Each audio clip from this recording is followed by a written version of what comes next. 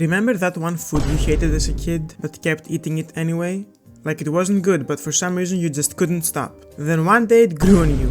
That's what owning an Xbox One feels like in 2025.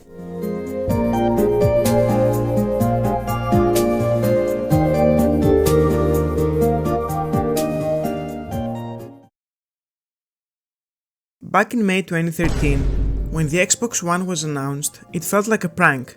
I mean, 24/7 online requirements, mandatory Kinect. At $499 in the US and €499 in European markets. $499? Well, GG's, it's over. Sony won. And if you didn't like it, Microsoft straight up told you to just stick with the Xbox 360. Fortunately, we have a product for people who aren't able to get some form of connectivity. It's called Xbox 360. Stick with 360, that's your best way to go. Well, you don't like it? if you have zero access to the internet, that is an offline device. Like what? Anyway, they quickly fixed most of that nonsense and tried to win us back with features like backwards compatibility. Cool, but the damage was already done. So why am I talking about the Xbox One in 2025?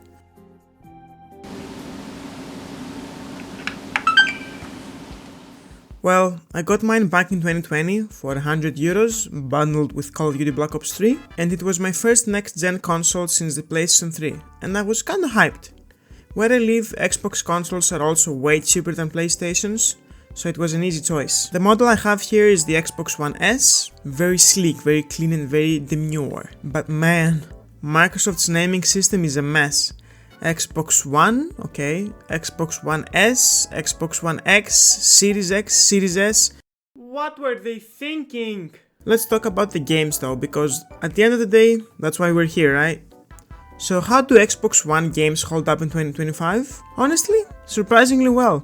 A lot of games still look great. Sure, you're stuck at mostly 900p at 30 FPS, but for most games it's totally fine. Like, look at Red Dead Redemption, it looks good, it looks very nice, very smooth. I mean, yeah, it's not 60 FPS, but it's very playable, like, okay, you can't complain about that. The graphics and gameplay for most games hold up well enough, but it's clear that the Xbox is starting to show its age, with less and less games being released for the console. That said, some newer games feel like they're just holding on for dear life. Performance issues pop up in the more demanding titles, but hey, this isn't really a console you buy in 2025 if you're chasing performance, you know what I mean? It's for people who just want a cheap gaming setup that still feels kind of modern enough, and just to play some Xbox One exclusives. And also because it's dirt cheap, like you can get it now for like 50 to 60, 70 euros.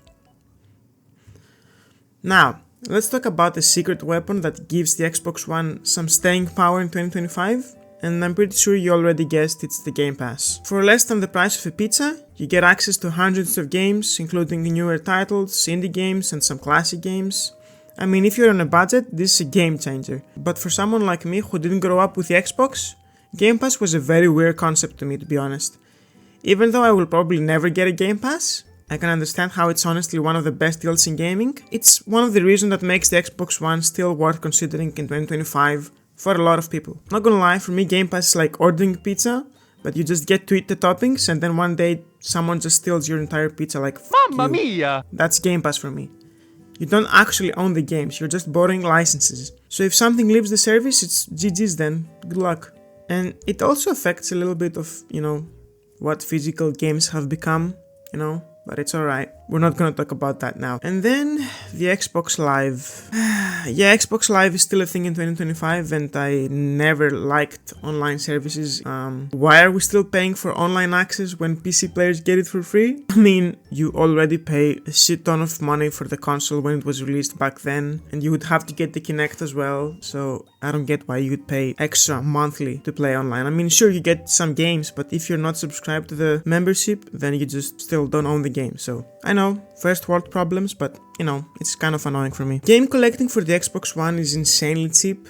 I've found sealed games for under 10 euros. Sure, the Xbox One doesn't have the killer exclusives we wish it had, but with backwards compatibility you get access to a massive library of Xbox 360 games and some OG Xbox games, so there's just tons and tons of cheap Xbox games, so you're pretty much guaranteed to never run out of games to play or buy or collect. And speaking of games, let's talk about the game cases because they're boring as hell. No manuals, and if you find a manual, it's like a piece of paper which is thinner than my patience. And also, for some reason, the discs are on the left side. What the fuck? And one thing that still drives me nuts, and I also mentioned it in the PS4 video, is how every game you play on a disc needs to be installed.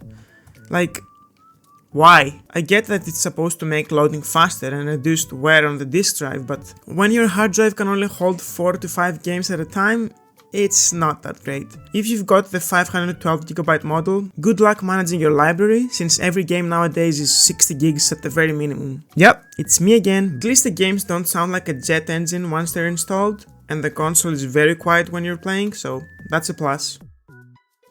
The controller. It's absolutely perfect. It's been the same design for over 10 years now, and there's a reason for that, and that's because it's perfect. The weight, the feel, it's just very comfortable to use. The buttons are clicky, the triggers are very nice, the analog sticks thankfully haven't drifted on me. Guess who's back? Why are we still using AA batteries in 2025? Sony figured out rechargeable controllers back in 2006. And my controller is still working after 12 plus years, just saying. Sure, you can buy rechargeable battery packs, but I don't know, it just feels outdated. With that said, the Xbox One controller still feels like a very premium device to hold. Everything just screams quality. And let's not forget that it's compatible with PCs, which, you know, freaking lifesaver. The Xbox One S design is very clean. I really like it. I love the boxy shape, and it's simple, so that means that you can fit it anywhere. Whether it's on your stand or, you know, the trash. Nah, I'm just kidding. I actually prefer the S's design over the PS4 Slim because it's smaller and it feels more premium. It looks more simple, but I don't know, it's very practical. And you know, Microsoft, they always add some touches to the console, like the Easter egg on the bottom of the console that says, "Hello from Seattle. I hope it's cool down in Seattle." The only downside? It's not really a downside. But I don't know, the white color doesn't exactly scream Xbox, but I've learned to enjoy it and appreciate the white color, so I guess that's fine. But wouldn't the green color be a bit better or something like that? And here's the weirdest thing that has ever happened to me on a console. There was a time where my Xbox was a dust collector, and it had been a minute since I'd last used it, so I decided to plug it back in, see what's up, and wouldn't you know it? It wasn't reading any of my discs. Obviously I tried resetting everything since it could have been a software issue, but nope. I'm like, okay, GG's, I gotta replace the laser or something. But I didn't have free time, so I let it go for a week, and I decided to give it a chance, and for some freaking reason, it was reading discs again just fine. I have no clue what kind of magic this is. And one last thing. There has been numerous times where the Xbox very late at night, it will just randomly do the power on sound, you know, that little thing, and the fans will just spin up for 1 or 2 minutes, and then bam, it stops. I thought it was a power saving thing, but nope, I've changed the power option, so what is that? Maybe like a software update, but why? And so silly me decided to plug the console completely off. And when I tried plugging it back in, everything was resetted. So I had to set up the console completely from scratch. And that happened for like 4 or 5 times, until it stopped happening again. I'm convinced that this console is haunted. There's just no other explanation for that. That's about it. Beats complainer, out. So, how does the Xbox One hold up in 2025? It's a bit complicated. The console has its quirks like a haunted disk drive and weird resetting issues, but still a solid option for budget gaming. GamePass for a lot of people is very worth it, and the games still look good, and the controller is freaking timeless. The design is never gonna go away. Sure, it's not perfect, and paying for online play is dumb for me, but for what it is, the Xbox One still has a place in gaming today, because Microsoft has been going downhill lately. Anyway, that's my take on the Xbox One in 2025. Let me know your thoughts in the comments below. Do you still use yours or does it collect dust? Let me know. Thanks for watching and I'll see you in the next one.